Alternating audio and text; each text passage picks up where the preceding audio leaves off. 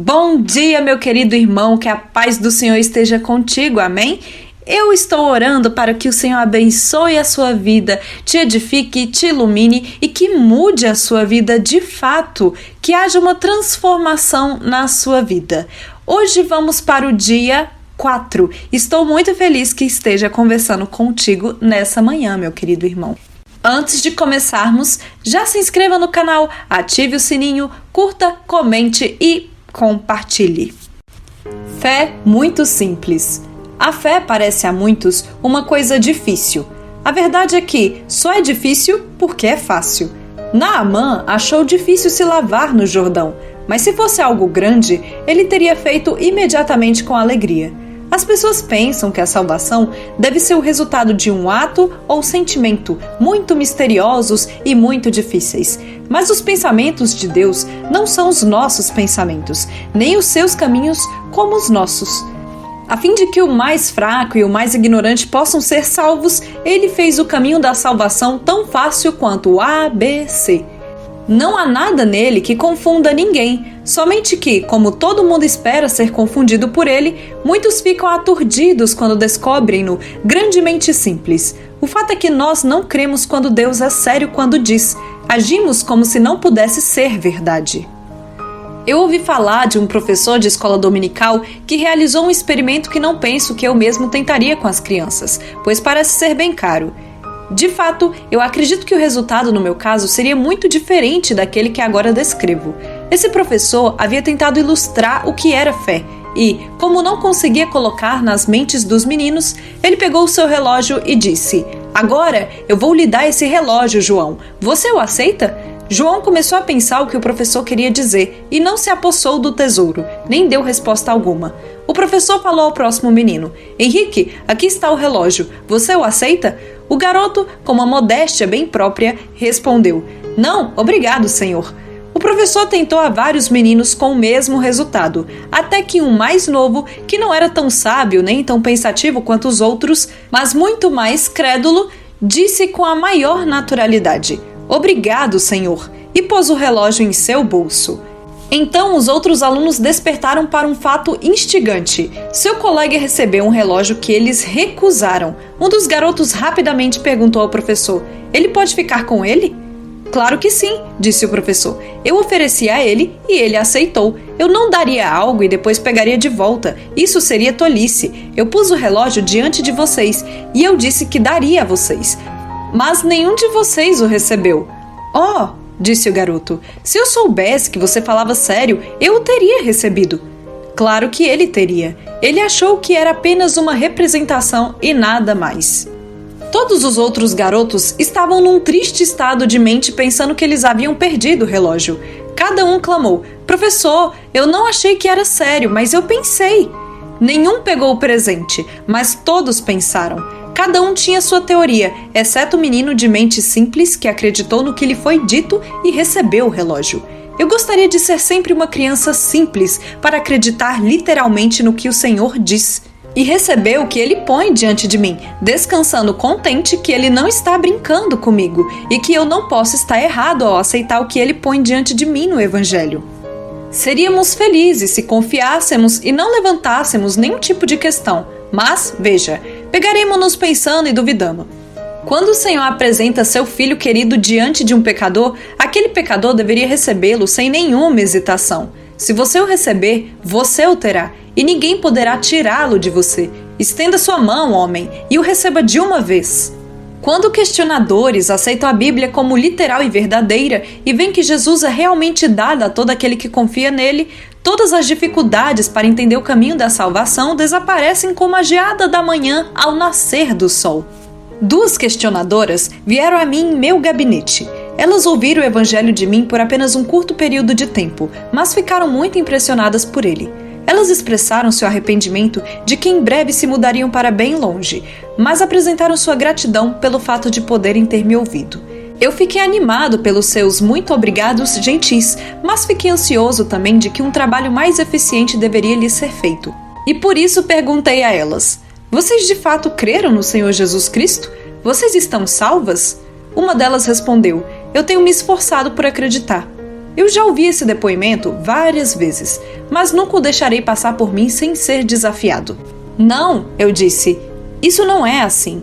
Você já disse alguma vez a seu pai que você tentou crer nele?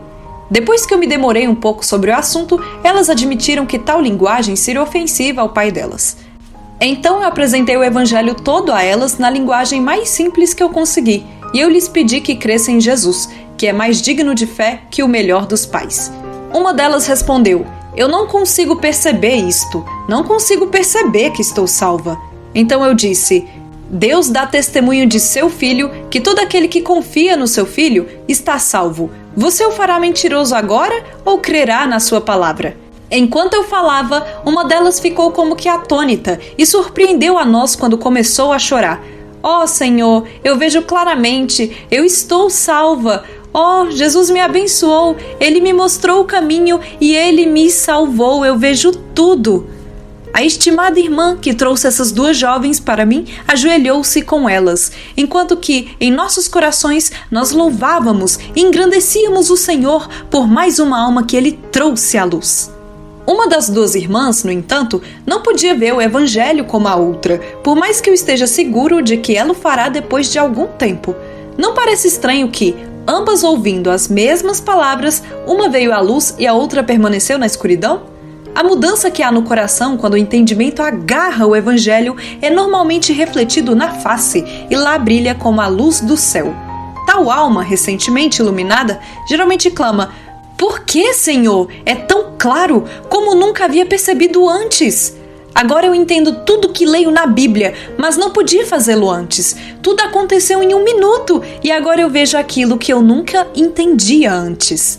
O fato é que a verdade era sempre clara, mas eles estavam procurando por sinais e sabedorias e com isso não viam o que estava junto a eles.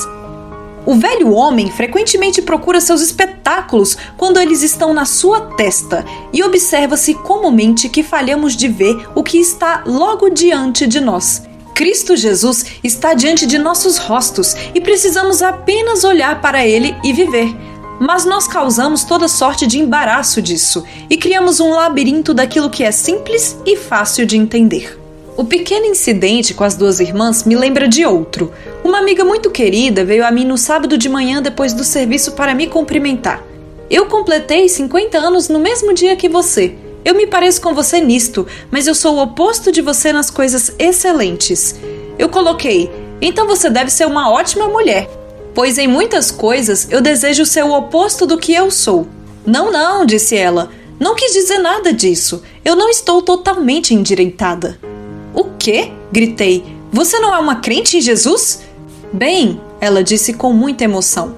Eu vou tentar ser.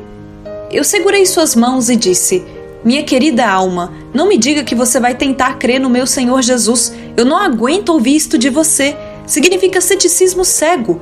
O que ele fez que lhe permite falar dele desse jeito? Você me diria que tentaria acreditar em mim? Eu sei que você não me trataria de forma tão rude. Você me crê um homem confiável e com isso você crê em mim de uma vez. E certamente você não poderia fazer menos com meu Senhor Jesus? Então com lágrimas ela exclamou, ó Senhor, ore por mim. A isto respondi, não creio poder fazer nada disso. O que poderia pedir ao Senhor Jesus que fizesse por alguém que não confiaria nele? Eu não vejo motivo de oração. Se você crer nele, você será salva. Se você não crer nele, não posso pedir a ele que invente uma nova forma para agradar sua incredulidade. Então ela disse de novo, eu tentarei crer. Mas eu lhe disse seriamente que não aceitaria nenhuma de suas tentativas, pois a mensagem do Senhor não menciona tente, mas disse, crê no Senhor Jesus Cristo e serás salvo. Eu coloquei para ela a grande verdade que aquele que nele crê terá a vida eterna.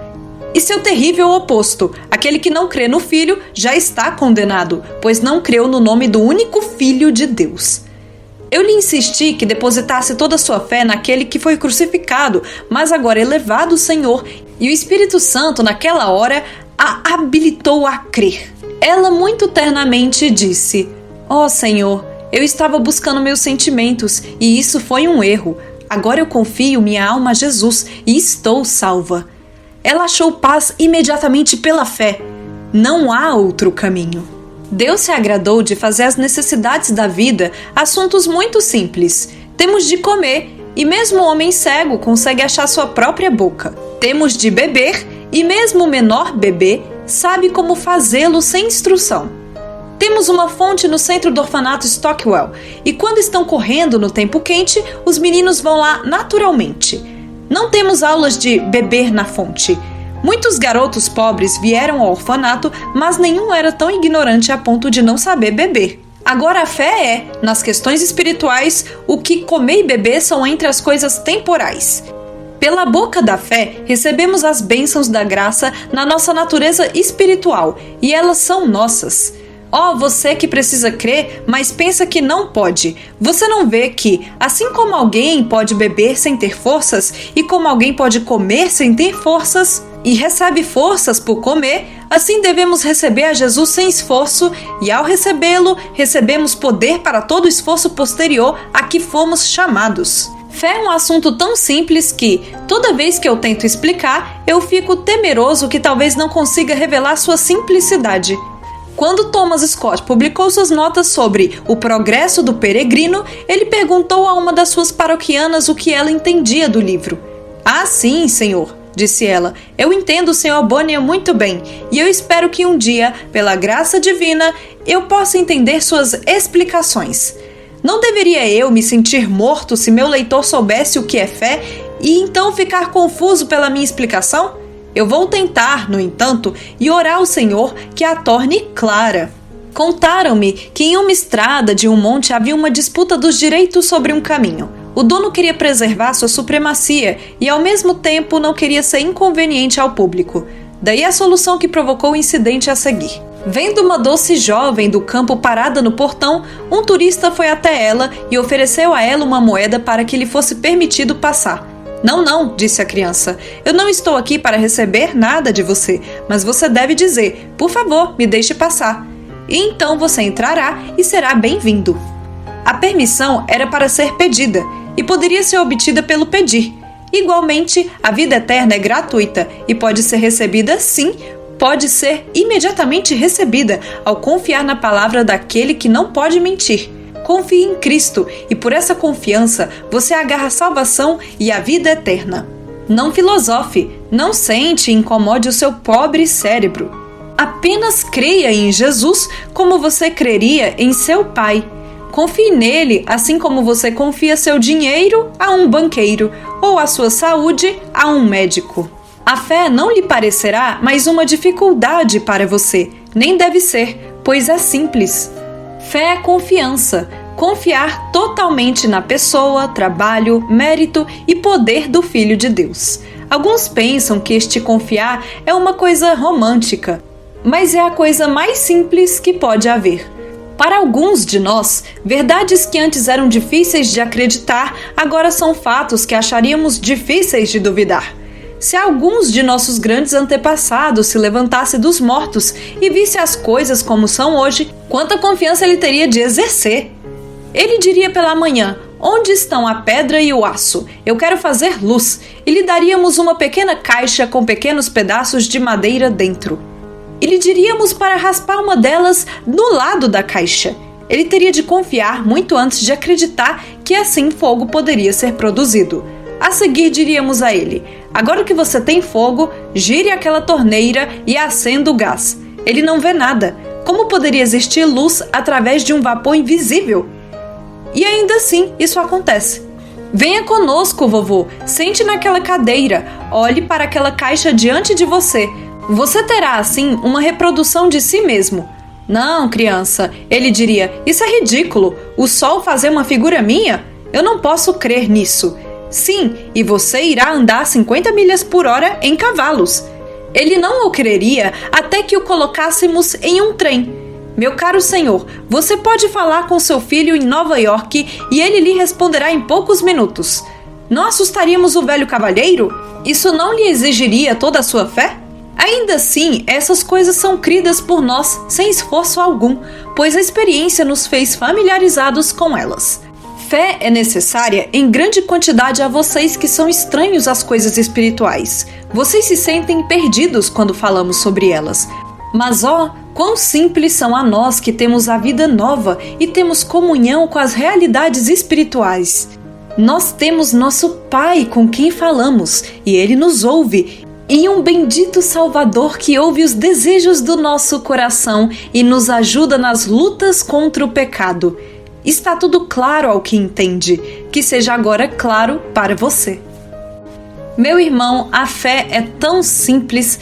Muitas pessoas têm um encontro com pessoas na igreja, mas não têm com Jesus, infelizmente.